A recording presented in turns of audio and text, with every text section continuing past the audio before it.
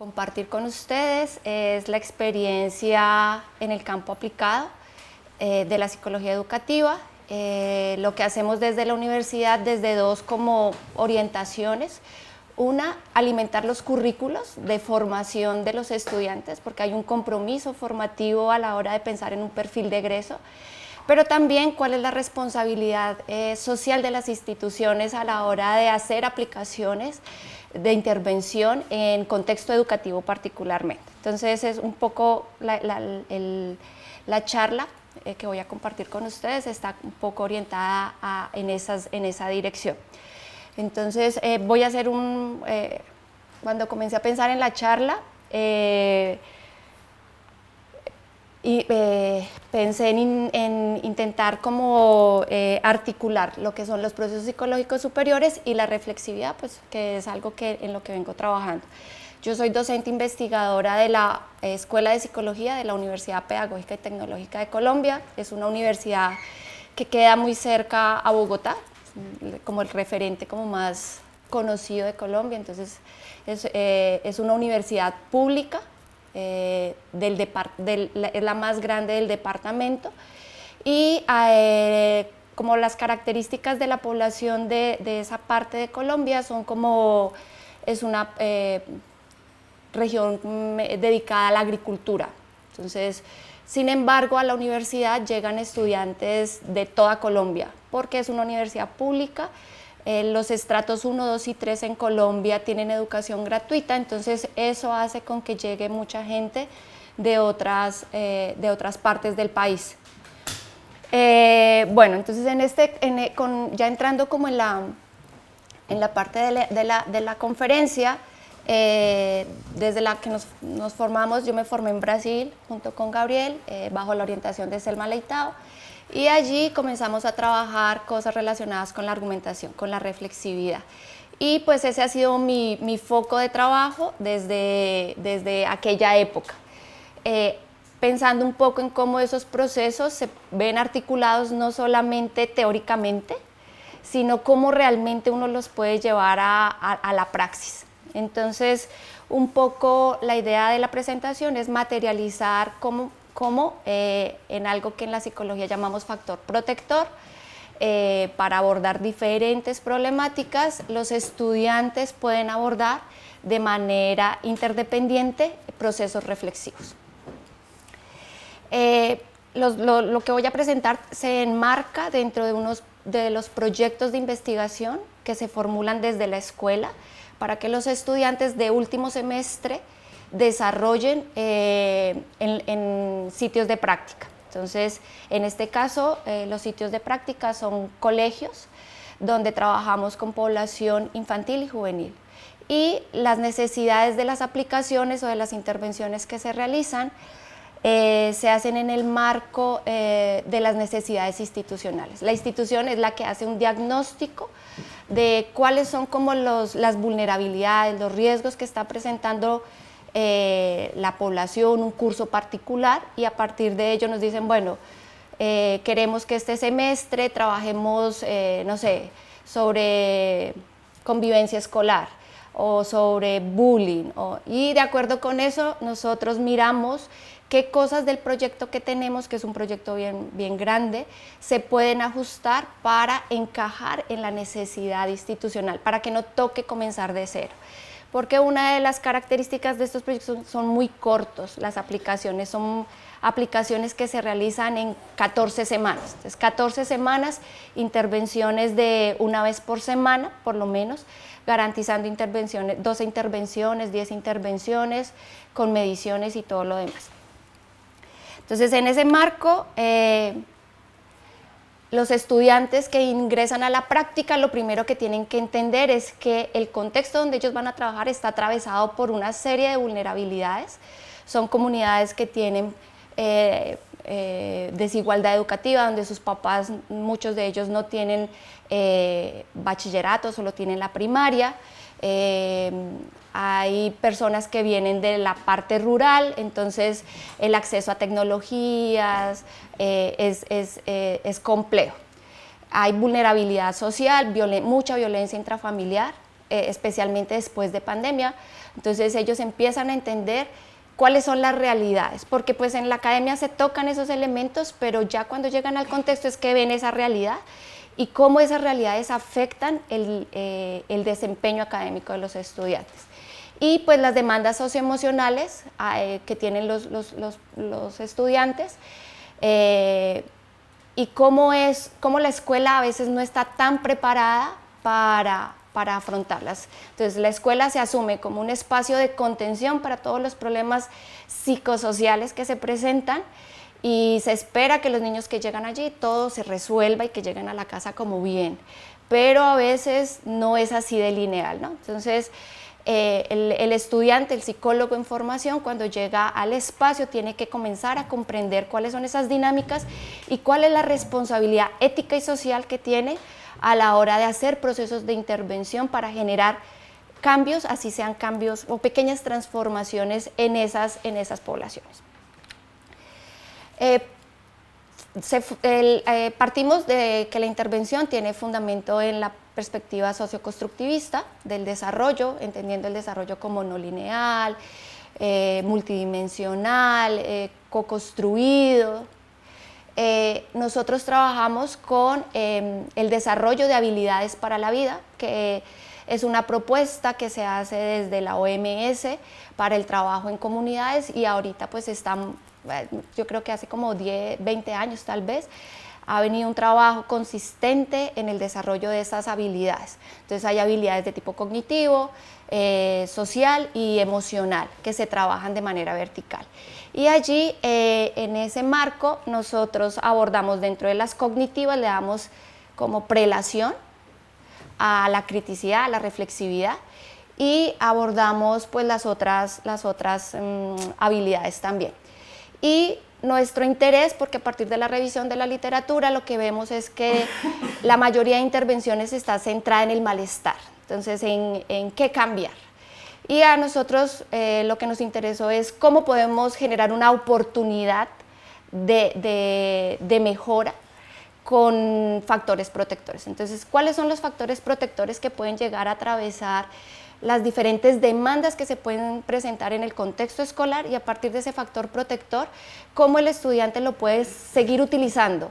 No solamente en la escuela, sino pues la pretensión es que lo utilice fuera de la escuela, en la vida. Y pues asumimos la comprensión de reflexividad como mecanismos de procesos que suscitan procesos cognitivos, como la evaluación, el cuestionamiento, la evaluación, y metacognitivos, la revisión. Entonces allí en la revisión lo que hacemos es que ellos revisen situaciones de resolución de problemas, generamos situaciones de resolución de problemas que están diseñadas con casos que le pasan a otras personas, pero también hay momentos donde hay una situación de resolución propia. Entonces pasamos de lo externo a lo interno con el intento de que el estudiante pueda ir interiorizando las estrategias que se enseñan en el transcurso de la intervención.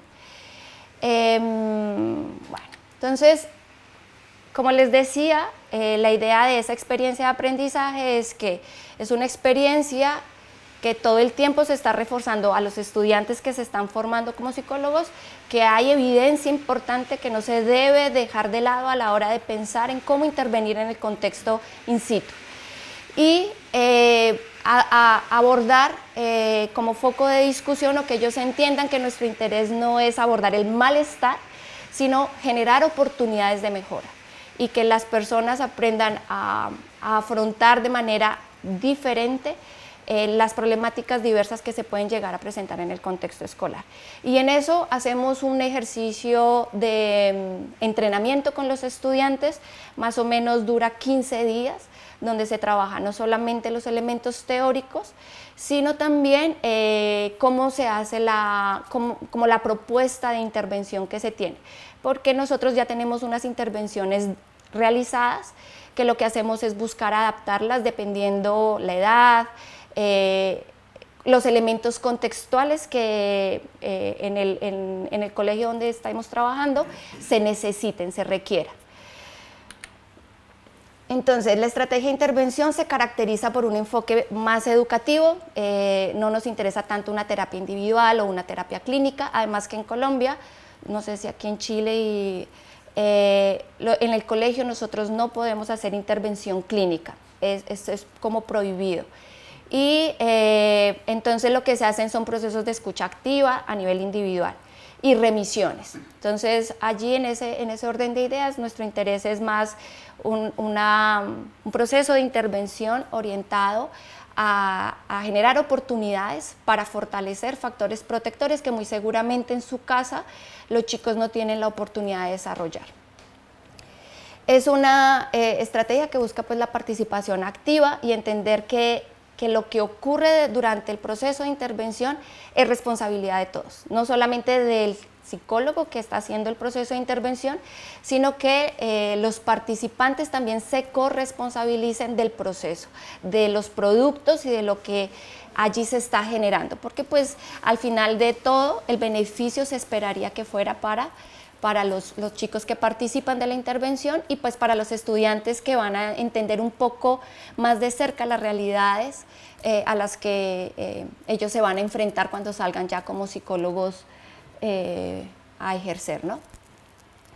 Tiene un enfoque en la promoción de factores protectores e indirectamente la prevención del riesgo psicosocial, sea por consumo, embarazo adolescente, bullying, todas las cosas que se puedan presentar dentro de ese contexto, las violencias de género, violencia escolar, una variedad grande.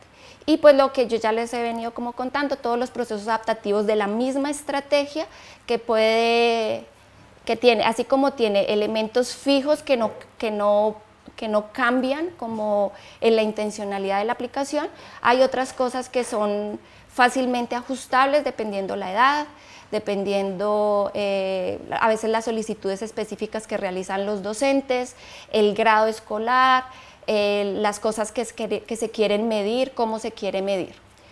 Y pues todo lo que es que se basan en la evidencia, ¿no? Entonces todos los semestres lo que hacemos es que finalizado el semestre se hacen revisiones conjuntas del equipo, que en general son 2 profesoras asesoras más 4 o 5 estudiantes que están haciendo aplicaciones en diferentes instituciones. Trabajamos como un equipo que implementa el proyecto y a partir de la implementación vamos haciendo la retroalimentación de qué alcanzamos, qué cosas podemos ir ajustando en el camino. Y así hemos estado funcionando más o menos hace 2 años, con aplicaciones cortas de 16 semanas, de 14 a 16 semanas durante cada periodo académico. En Colombia tenemos 2 semestres académicos, entonces son 2 aplicaciones por año.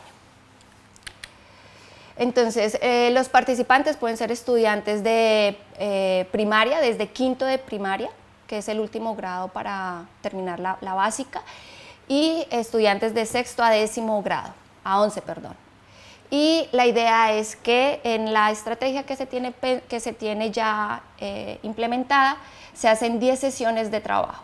En esas sesiones hay objetivos, indicadores de medición y actividades orientadas al alcance de los indicadores.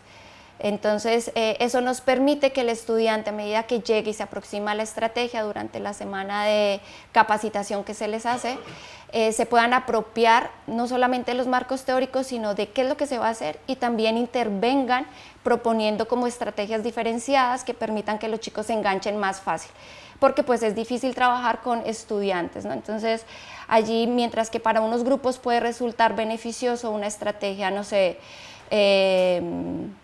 de un juego para discutir creencias sobre violencia, acoso escolar, para otro grupo puede ser supremamente aburrido y hay que mirar qué otro tipo de técnica, estrategia se puede utilizar para que ellos se enganchen y realmente cooperen en la actividad. Entonces, se trabajan factores protectores y la reflexividad en paralelo. Entonces, allí lo que se hace es que se crean todas las situaciones problema y se generan mecanismos de acción con preguntas, actividades específicas de escritura que llevan a que los estudiantes piensen desde la identificación, la evaluación y el cambio de perspectiva, que son como los indicadores que hemos como consolidado hasta este punto, que nos pueden permitir rastrear lo que es el mecanismo reflexivo. Entonces allí trabajamos eso en paralelo durante las 14 semanas, una intervención semanal. Lo hacemos, inicialmente la intervención se hacía en horario extraclase, entonces no tomábamos una materia en particular, y eso comenzó a generarnos como algunas dificultades, menos enganche de los chicos, porque los estudiantes tienen una idea de que si me sacan nota, participo. Si me dan premio, puede que, dependiendo del premio, entonces me engancho más fácilmente. Entonces, un poco lo que hemos venido discutiendo con las directivas de los colegios es que esto que se está haciendo no es diferente a lo que ellos enseñan, y lo que hicimos fue sentarnos con los profesores de algunas materias, revisar el currículo que dicta Ministerio de Educación y mirar en dónde encajaría más la enseñanza de esas habilidades para la vida que nosotros estamos apostándole, que son como las más importantes y que les pueden ayudar a ellos a tener procesos adaptativos a la vida mucho más fáciles. Y allí encontramos que en materias como religión y ética, les enseñan cosas sobre valores, sobre quién soy yo como sujeto, que se enmarcaba un poco dentro de lo que nosotros hacíamos. Y la negociación que hicimos con las instituciones fue comenzar a trabajar dentro de esas materias particulares. Entonces, la idea inicial, o nuestro ideal, siempre cuando hicimos ese ejercicio, era que íbamos a articularnos más con los docentes. ¿Qué ha ocurrido? Que eso no pasa, porque el profe piensa que es más trabajo. Y entonces lo que hace es que a la hora que llega el practicante, entonces él como que le deja la responsabilidad al estudiante.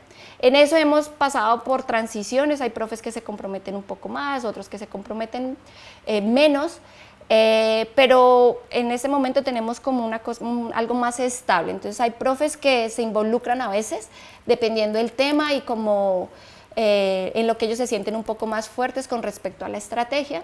A ellos también se les hace una presentación, se les capacita, y si ellos solicitan cosas adicionales también se podrían hacer. Y se hace dentro de esas materias. Entonces la materia de ética religión generalmente la ven una vez a la semana, entonces encaja perfectamente en la periodicidad que nosotros metodológicamente hemos pensado para la estrategia.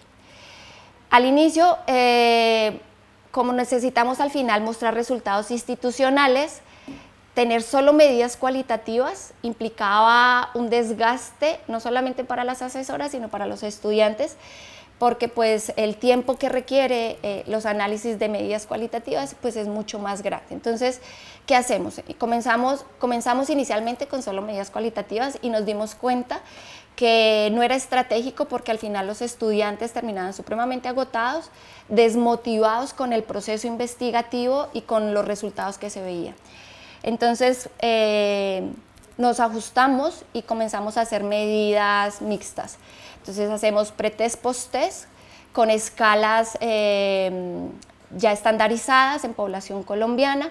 Intentamos que no sean un conjunto grande de ítems, sino máximo 20 ítems para el conjunto de factores protectores que se quieren abordar, y hacemos medidas cualitativas de los indicadores de reflexividad aplicados a los factores protectores durante las 7 semanas de las 10 sesiones de los estudiantes. ¿Por qué solo 7? Porque la idea es que al final, en la sesión 10, los estudiantes hacen una presentación a la institución. Son ellos los que se apoderan de los resultados de su proceso durante la intervención, y ellos crean una estrategia de presentación. El año pasado, cuando terminamos, los estudiantes junto con el practicante lo que hicieron, está de moda todo lo de TikTok, y entonces hicieron una gran gala. Durante las sesiones hacían pequeñas grabaciones contándole a sus compañeros qué cosas podían cambiar en la praxis diaria, y eso nos permite también como que aterrizar un poco más los procesos de intervención a cómo ellos están comprendiéndolos. No solamente es un discurso que se repite, que se instrumentaliza, porque también hemos visto que eso ocurre, ¿no? Perdón, aquí, ¿qué más? Bueno, entonces para lo de la parte cualitativa utilizamos rúbricas de desempeño con niveles de apropiación, no es de que resuelvan la situación de manera correcta o incorrecta, sino que tanto el proceso reflexivo se va complejizando. Y allí vamos a ver que en la rúbrica nosotros tenemos 3 niveles, que son desde un nivel más intuitivo, más del sentido común, de operación, de funcionamiento cognitivo, a un nivel mucho más internalizado de las estrategias reflexivas en combinación con los factores protectores que queremos potenciar. Y pues allí hacemos todas las sesiones, antes de las intervenciones en los colegios, los estudiantes hacen un juego de roles para garantizar que todos estamos entendiendo la sesión de la misma manera, que hay una sistematicidad en la aplicación, que los estudiantes no se pueden inventar cualquier cosa y decir, no, a mí en mi grupo no me gustó tal cosa, entonces yo hice esto, me surgió. La idea es que todos tengamos más o menos el mismo ambiente, porque como son instituciones diferentes, entonces para después comparar los datos, por lo menos tener una homogeneidad aparente en la manera como se está, cómo es la ecología del aula. Y al final pues hacemos acuerdos de evaluadores para verificar que los análisis que estamos haciendo a nivel cualitativo coincidan. Cuando hay disparidad pues nos reunimos, discutimos qué fue lo que cada uno observó y cómo ese ejercicio lo que hace es que se va refinando más el indicador que tenemos, las acciones que permitirían capturar eso en los escritos de los estudiantes, porque lo que hacemos para recoger la parte cualitativa es hacer análisis sobre elementos escritos. La videograbación la intentamos un semestre, pero lleva mucho tiempo, entonces pues por tiempo es súper difícil.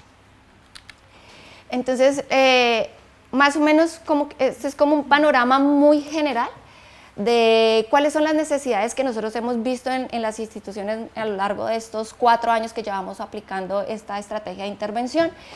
Los factores protectores a los que nosotros le hemos como prestado o le estamos apostando de manera decidida para que los estudiantes después de cada sesión tengan claro elementos sobre empatía, relaciones interpersonales.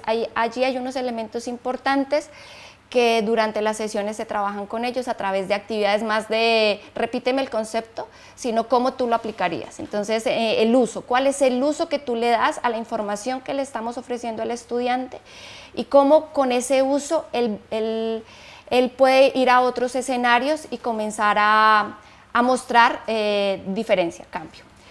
Y pues estrategias tenemos revisiones de creencias, uso de metáforas, registros de reflexión, situaciones problema, evaluación de alternativas, bueno, tenemos un montón allí. Y así es que más o menos en algunos de los escenarios de mediación hacemos con que los estudiantes se provoquen los mecanismos de identificación, de reflexión, de evaluación y de cambio de perspectiva delante de las situaciones problema o de la actividad que se ha programado. Entonces, desafiamos a que el estudiante explicite su comprensión del problema, qué cree, por qué cree que está pasando, con base a qué, ¿cierto? Y eso les ayuda a identificar de pronto, bueno, no con el sesgo, pero no, ellos no saben qué es sesgo, ¿no? Entonces, o cuando hay inconsistencias en la coherencia de lo que ellos están pensando y la evidencia que ellos tienen. Se hace un ejercicio importante sobre eso, sobre la validez de las explicaciones que dan y así sucesivamente. ¿Qué hemos encontrado? Los resultados que yo les voy a mostrar no son resultados como tanto por ciento, no. O sea, es como la generalidad. Entonces, en estos 4 años de aplicación que llevamos con esta estrategia, hemos encontrado que el pretest y el posttest a veces muestra cambios muy pequeñitos, o sea, muestra cambios de magnitud muy pequeña, muy pequeña. O a veces no muestran nada y uno dice, no puede ser, ¿qué pasó? Pero si hicimos todo bien. Y bueno, entonces después cuando miramos la parte cualitativa, en la parte cualitativa sí vemos que hay aumentos en cosas. También nosotros hacemos entrevistas con los profes y los profes comienzan a reportar cosas interesantes que pasan en sus clases, en los recreos, porque nosotros no estamos todo el tiempo con los estudiantes. Entonces eso nos motiva, ¿no? Entonces como, bueno, no lo estamos haciendo tan mal. A veces observamos que el post-test es peor, o sea, como que uno dice, pero ¿qué pasó? O sea, si al comienzo, o sea, estaban bien o no tan bien, pero ahora están peor, ¿qué pasó? Entonces a veces nos damos cuenta que hay una recalibración de cómo él comprendía lo que se le estaba dando al inicio y cuando vuelve y evalúa, hace un ajuste y por eso es que las puntuaciones salen allí diferentes. Y otra cosa que opera mucho en estos contextos es lo que está pasando en la escuela en general. Entonces, si hay exámenes, si hay días, porque en los colegios hay muchas actividades que ellos hacen institucionalmente, salidas, día de, no sé, digo yo, el día del lápiz, del borrador, sí, esas cosas. Entonces, en esas dinámicas, a veces cuando la sensibilidad de los instrumentos estandarizados para percibir el cambio no es tan buena. Y entonces allí hemos encontrado como esas dificultades. Sesgos por deshabilidad social, qué quiere que yo escriba, entonces, o ponen todas las respuestas en la mitad, ¿sí? Entonces eso hemos encontrado como en la parte cuantitativa. Y en la parte cualitativa, entonces, en cada uno de los niveles nosotros vemos que, bueno, el nivel intuitivo o el de sentido común opera siempre al comienzo, pero ellos lo abandonan rápidamente y pasan a un nivel más transitorio. Y allí en el nivel transitorio se mantiene la mayoría de los grupos y lo que puede llegar a ocurrir es que dependiendo la complejidad de la tarea de resolución que se les ponga o la actividad, puede o mantenerse en el nivel transitorio o hacer un salto al nivel internalizado del proceso reflexivo asociado con el factor protector que se está solicitando. Y eso ocurre no solamente con la identificación, sino con la evaluación y con el cambio de perspectiva.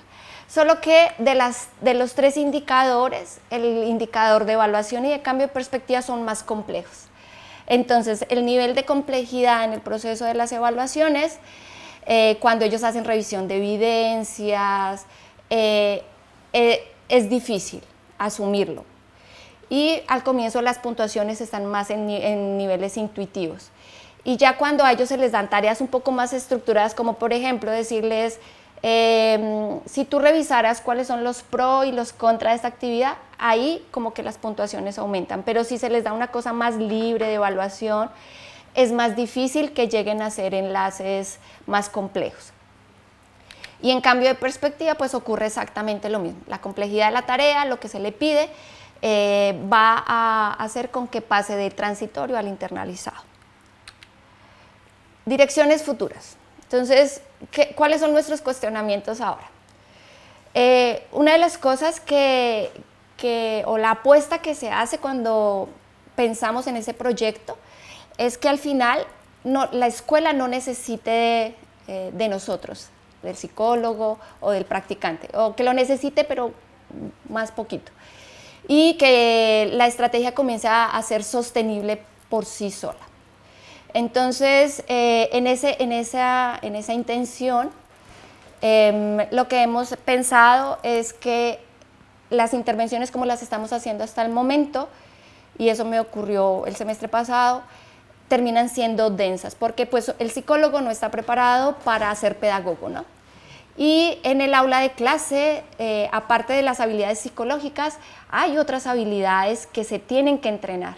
Habilidades pedagógicas de manejo de grupo, de didáctica, y pues como somos del área de la psicología educativa, pues intentamos hacer entrenamientos con ellos, pero no son suficientes porque el tiempo, así como se hace la aplicación con los estudiantes en 16 semanas, con los estudiantes que hacen la práctica, pues también es 16 semanas y se ve mucho contenido. Entonces no alcanzaría el tiempo. Entonces una de las cosas que estoy pensando para este semestre es dividir los grupos, tener tres psicólogos haciendo intervención por grupos. A veces nos dan 8 grupos de más o menos 38 estudiantes. Entonces, imagínense trabajar con 38 estudiantes y querer que todos cambien de manera lineal, es difícil. Entonces, lo que pensamos para este semestre, o lo que estoy pensando para este semestre a partir de los desafíos que han surgido de la implementación, es dividir el grupo en grupos mucho más pequeños, manteniendo la consistencia, la sistematicidad, todo lo que ya les conté, pero haciendo una apuesta de trabajo de grupo más pequeño, dividiéndolos por características, ¿no? Porque tenemos los que son supremamente motivados, los que participan y los que no quieren hacer absolutamente nada, o sea, que les toca, ¿no? Y entonces, haciendo grupos combinados, de pronto a ver si eso comienza a operar mucho mejor y la estrategia comienza a ser un poco más sostenible por sí sola y ellos empiezan a generar otro tipo de mecanismos institucionales que involucren a otros agentes de la escuela. Porque la literatura lo dice, ¿no? Entonces, cuando se hacen intervenciones, uno debe intervenir en diferentes niveles. Y lo hemos intentado. Entonces, hemos intentado trabajar con padres, con los profesores, pero el enganche de todo el mundo es difícil. Entonces, los padres de familia de un grupo de, al final, digamos, tenemos 8 grupos que estamos interviniendo, que son más o menos 200 y poco estudiantes, y se hacen citación de reuniones de padres de familia, van 2 padres de 200 niños. O sea, eso es muy, muy bajo. Entonces allí hemos intentado también como mirar qué otras estrategias podemos utilizar que nos permitan que desde la casa también haya un mayor nivel de compromiso con los procesos. Y a la hora de que los chicos inventan como productos diferentes y que llegan a la casa y cuentan, entonces los papás han ido llegando progresivamente a la escuela a preguntar qué es lo que está pasando, qué es lo que se está haciendo diferente. Diseñar apoyos diferenciados según trayectorias de desempeño, pensando un poco que en esos colegios nosotros también tenemos estudiantes con es que no sé cómo es la palabra adecuada, discapacidad, necesidades educativas especiales. Entonces hay estudiantes, por ejemplo, un semestre trabajamos con 32 niños entre comillas, normales y 6 niños sordos. Entonces, ¿cómo nosotros no excluir a los sordos, sino comenzar a trabajar de manera paralela que todos podamos tener ganancias del proceso? Entonces, allí diseñar apoyos diferenciados que nos permitan que la estrategia de intervención no sea una cosa excluyente, sino que nos incluya a todos.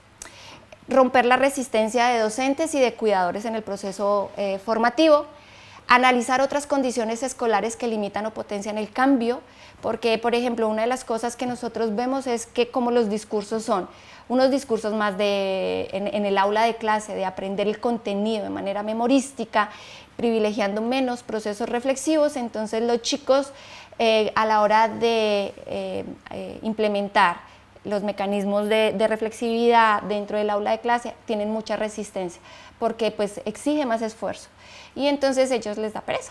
Entonces allí tenemos que mirar cómo podemos generar revisar qué otras condiciones están apareciendo para ver cómo nos vamos metiendo poco a poco en el contexto, porque no podemos entrar y generar tanto choque porque pues no nos van a colaborar, y ver cómo eso nos permite tener ganancias de manera colectiva, porque al final lo que nos interesa es que la comunidad perciba que ellos tienen en sus manos el poder de transformarse, son ellos. Nosotros apenas allí hacemos algunas cosas que ayuden en ese proceso.